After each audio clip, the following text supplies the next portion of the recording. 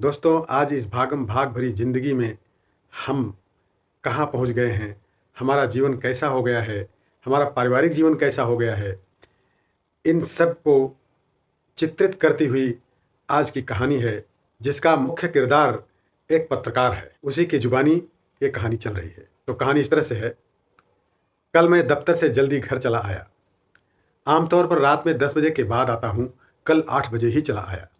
सोचा था घर जाकर थोड़ी देर पत्नी से बातें करूँगा, फिर कहूँगा कि कहीं बाहर खाना खाने चलते हैं। बहुत साल पहले जब हमारी सैलरी कम थी, हम ऐसा करते थे।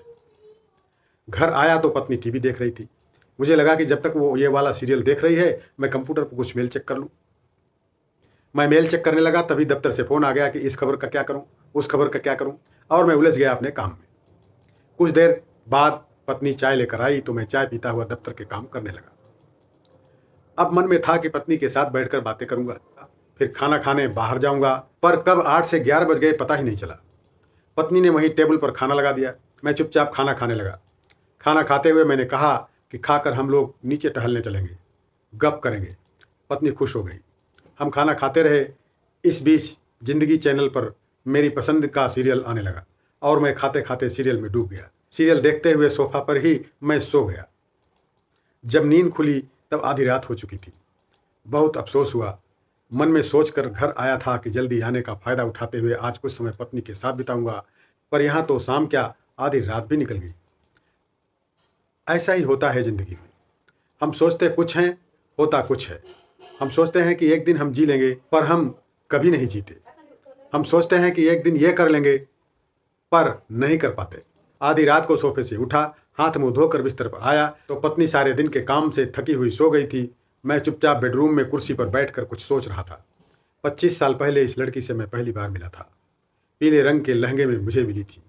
फिर मैंने इससे शादी की। मैंने वादा किया था कि सुख में, दुख में, जिंदगी के हर मोड़ पर मैं तुम्हारे साथ रहूंगा। पर यह कैसा साथ? मैं सुबह जागता हूँ, अपने काम में व्यस्त हो जाता हूँ। वो सुबह जागती है, मेरे लिए चाय बनाती है। चाय पीकर मैं कंप्यूटर पर संसार से जुड़ जाता हूँ। वो नाश्ते की तैयारी करती है। फिर हम दोनों दफ्तर के काम में लग जाते हैं। मैं दफ्तर के लिए तैयार होता हूँ और वो मेरे लिए लंच का इंतजाम करती है। फिर हम दोनों भविष्य के काम में लग जाते हैं। मैं एक बार दफ्तर चला गया तो इसी बात में अपनी शान समझता हूँ कि मेरे बिना दफ्तर नहीं चलता। वो अपना काम करके डिनर की तैयारी करती है। देर रात मैं घर आता हूँ और खाना खाते हुए ही निढाल हो जाता हूँ। एक पूरा दिन खर्च हो जाता है जीने की तैयारी में। वो पीले लहंगे वाली लड़की मुझसे कभी शिकायत नहीं करती। क्यों नहीं करती, मैं नहीं जानता, पर मुझे खुद से शिकायत है। आदमी जिससे सबसे ज़्यादा प्यार करता है, सबसे कम उसी की परवाह करता है। क्यों? मुझे तो याद है कि पिताजी भी दफ्तर जाते थे, माँ भी खाना पकाती थी, पर तब समय हुआ करता था सबके पास। सबके पास एक दूसरे के लिए समय था। लोग एक दूसरे से बातें करते थे, एक दूसरे के बारे में सोचते थे। लोग पर्व त्योहार पर एक दूसरे के घर जाते थे। पर अब तो लगता है जैसे किसी ने समय चुरा लिया हो। सब कुछ है, समय ही नहीं है। कई दफ़ा लगता है कि हम खुद के लिए काम नहीं करते। हम किसी अज्ञात भय से लड़ने के लिए काम करते हैं। हम जीने के पीछे ज़िंदगी बर्बाद करते हैं। कल से मैं सोच रहा हूँ, वो कौन सा दिन होगा जब हम जीना शुरू करेंगे। क्या हम गाड़ी, टीवी, फ़ोन, कंप्यूटर या कपड़े खरीदने के लिए जिए जा रहे हैं?